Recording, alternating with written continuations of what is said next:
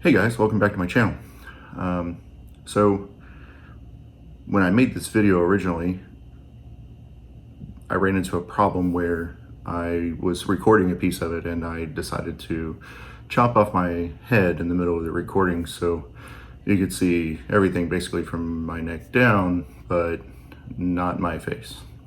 So since I screwed that up, I guess I have to come back in and go over what I was going over so I can add it back into the video. Hopefully with the editing it won't be too different, but it definitely won't be as fluid as it could have been, I guess.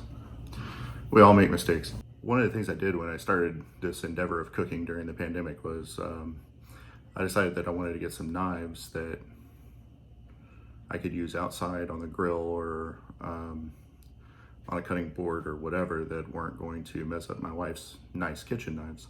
So I went to Coolina. I'm sure you guys have seen their Siberian chef knife all over Facebook. If you haven't, or you don't know what that is, then let me show you. It's this thing right here. I can tell you that it's a decent knife. I mean, it's a little pricey, I guess, for what it is, but it's a decent knife. And I've enjoyed having it. It works really great for slicing vegetables. It works great for slicing meat, or especially if I want to do like thin slices of something, like almost paper thin, of like a beef rib or a flank steak or something like that. This works amazingly well. One of the things that I got from Sam the cooking guy was taking the beef rib and making it as thin as humanly possible, cooking it up with a little bit of seasoning or whatever on the flat top, folding the onions and mushrooms and bell pepper into a cheesesteak kind of thing. But anyway, as you can see, it looks like it's dirty. It's really not.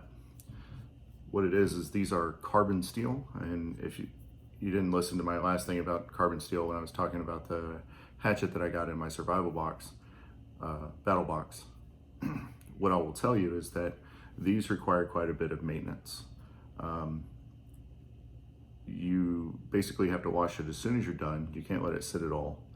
And you have to use a food safe oil made specifically for knives and keep the knife oiled, otherwise it will rust and corrode and get all nasty on you. These knives, all of them, I've got two more to show you, but as you can see are full tang. It goes all the way down. And you see it's just a solid piece. The balance, it's not great. It's probably right in here somewhere. Yeah. So just so you can see how much space, it's a little blade heavy, and all of these knives are going to be a little blade heavy. What I will tell you though is that working with these knives, I had to go and look up and watch the videos on chopping and things like that, because I'm not a chef, I'm not trained, I'm not a professional by any stretch, I just like to dabble. But I found that the pinch grip, right, if you hold it like this, is really great for all sorts of chopping and slicing. And what I really found that was great about it is that it let me put the pressure in the heel of my hand instead of on the ball of my hand. And I can slice for hours without it hurting my hand, which is really, really nice if you've ever had that problem. So with the Siberian chef knife, my intention wasn't to actually get the Siberian chef knife. They had a buy two, get one free deal going on. And the whole thing that I wanted to buy was this bad boy. Now, this is not a carbon steel. You'll notice it's quite a bit thicker, right? This is a manganese steel. The blade itself, the whole knife weighs, I don't know, maybe 3 pounds. It's pretty beefy. And it's made specifically for like chopping meat and chopping through bone and that kind of thing. And if it's using the same style that I was talking about before with the pinch grip, you get your fingers under there and, it's got the rounded bottom so that you can chop on it. This knife is amazing. It's not great for doing thin slices of anything. It's more of a, say you have a pork butt that you want to chop up or something like that. It's very much that kind of thing. mostly just because of how wide the blade is. It's not very conducive for any sort of thin chopping or chopping vegetables or anything like that. So it's a very specific kind of knife. It was different than I was expecting, and I mean, you could be a bodybuilder if you use this thing enough. What I was going to say, I mentioned that it's not carbon steel. It's made out of manganese steel. Manganese steel is it's a little bit harder on the Rockwell scale, and it doesn't corrode or blemish or any of that stuff like the carbon steel does. So it doesn't require quite the same amount of maintenance. And then I picked this bad boy up. Again, it's full tang. It's about as thick as the Siberian chef knife. I don't remember what they call this one on Coolina's site. What I do know is this is the one that you'll see me use in this video for trimming up the chicken quarters, and it's amazingly sharp. It works great. It's not too heavy. The balance on it is a little blade heavy like the other one, but all in all, it's a pretty good knife, and it cuts really well. And it makes very short work of any sort of vegetable chopping, parsley chopping, meat. This cuts like right through ribs and things like that, which I really enjoy. So anyway, I just wanted to redo this part of the video since my head was chopped off on the other part of the video. That way you guys get the full experience. I hope you enjoy the rest of it and cooking the chicken on the PK360. I can't say enough good things about the PK360. That is the best charcoal grill I've ever owned. I've only been able to cook a few things on it so far. I haven't been able to use it as a smoker yet. It's coming really, really soon. But maybe I'll do some smoked turkey legs or something. We'll see. In the meantime, tell me what you think. If you haven't already, like the content, press the like button. Subscribe to my channel if you don't mind. I'm still trying to grow it. I think I have 19 subscribers as of today, and I'm pretty sure most of those people are people I know. YouTube doesn't tell you who subscribes to your channel really, unless, I don't know. I only got a couple of notifications of people who subscribe, but otherwise I can't see the names of the people, I don't think. But anyway, I only have 19 right now. Please subscribe. There's more content coming. I have some ribs that I'm going to be cooking up on the Pit Boss pellet smoker, which is, I'll walk you through the process of how I make my rub and keeping them moist, and then rolling them in foil or butcher paper now. And anyway, it should be a pretty good video. That'll be coming here before long. Anyway, I hope you like the content, and I look forward to doing more in the future. Take care. So before we get to cooking today, I just wanted to show you guys, I know I mentioned before in the previous video on the PK360 that I used a charcoal pan right here to help protect the grate and keep the ash up a little bit, that kind of thing. I think this time, because I was having a hard time getting the temperatures up where I wanted it, more than 450 degrees, I'm gonna just put them directly on the grate and see if the airflow works a little better. As you can see, I changed out my pan. I went with a little bit more shallow one, but it's a little wider. For cooking the chicken tonight, I think it's gonna be a better fit. I'll get back to you guys as soon as we start cooking. All right guys, so I got the fire going here. While I'm waiting on that to come up to temperature, I'm gonna trim up these chicken quarters a little bit. We're just gonna open this up, dump them out here onto the cutting board, and go from there.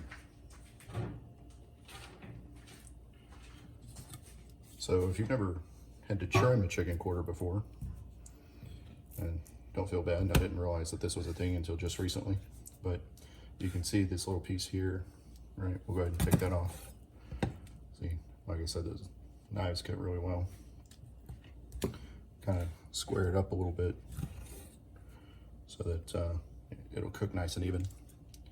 it'll look pretty while it's doing it. Underneath it, you can see there's this extra little bit of skin here that nobody's really going to want to eat. So cut that off.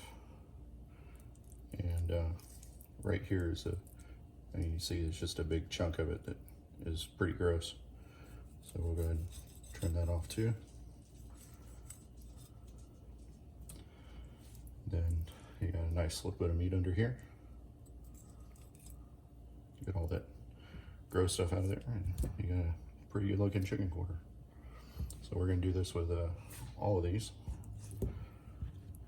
We'll be cooking all of them on the PK360 tonight. I'm sure you heard that. I cut through some bone there to trim that one up, which will be fine. Same thing there. Looks pretty good. Turn it over. Find all this extra fleshy stuff here and skin that nobody's really going to eat.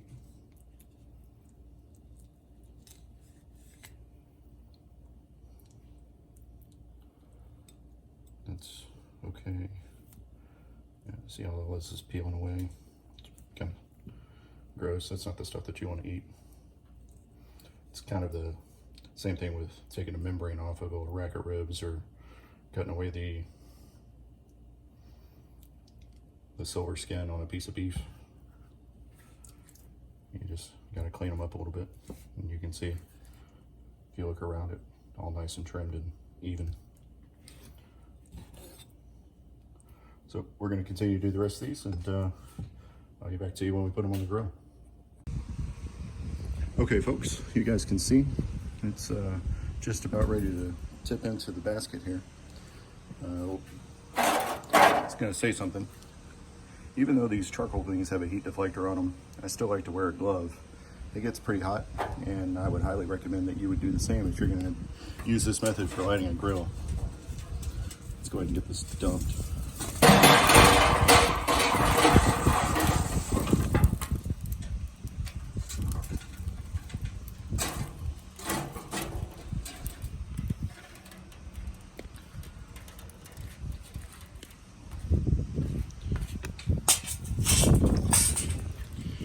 What I'm hoping is that, since I didn't use the charcoal pan this time, that it'll actually get up above the 450 mark that we were holding at before. Go ahead and slide this grate on here.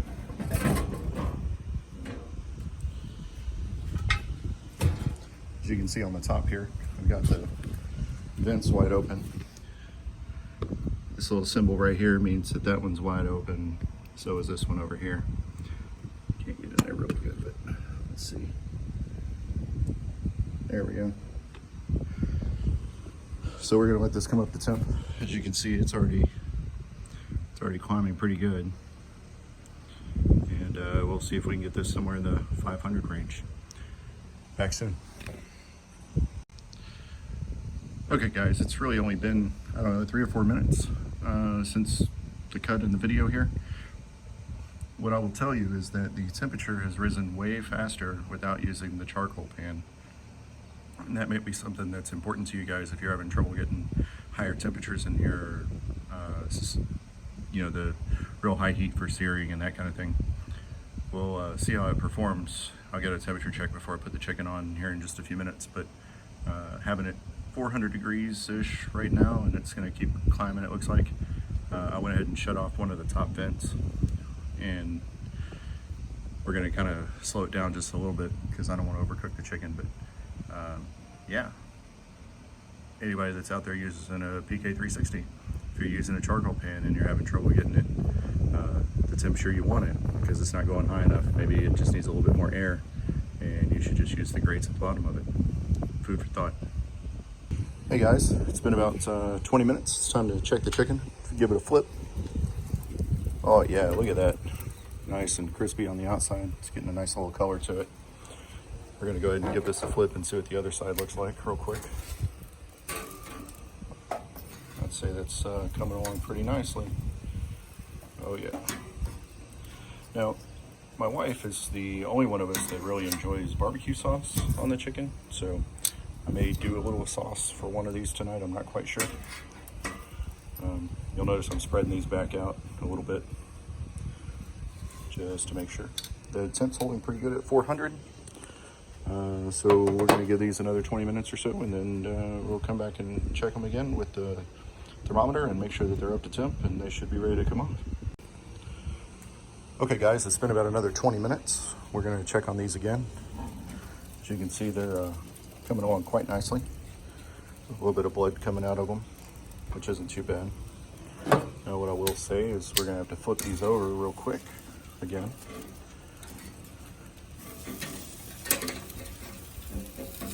I want to get a thermometer on them and check the temperatures and see how they're coming along. Wish you guys could smell this. It's pretty good.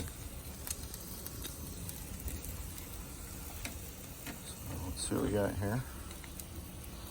I'm using a La Creuset thermometer here. Let's see if we can get a good reading. So as you can see, that's about 146. We need it to be a bit more than that. I'll probably pull them off somewhere in the 165 range. Keep in mind that the quarters are dark meat, so they can take a little more abuse, which will be good for us. So we can get the temperatures up just a little bit, and it should work out a little bit better. All right, we'll check back in soon. All right, guys, I just checked these with the thermometer. They're all above 165. I know that there's some differing opinions on how to cook these. Because it's dark meat, I didn't want to take any chances. Yeah, I got a couple of kids eating this stuff, so anyway, making sure that it's above 165 is a good thing. As you can see, they turned out nice and crispy. You can kind of hear that. Sorry, somebody started their car out here. Anyway, that's pretty much the cook.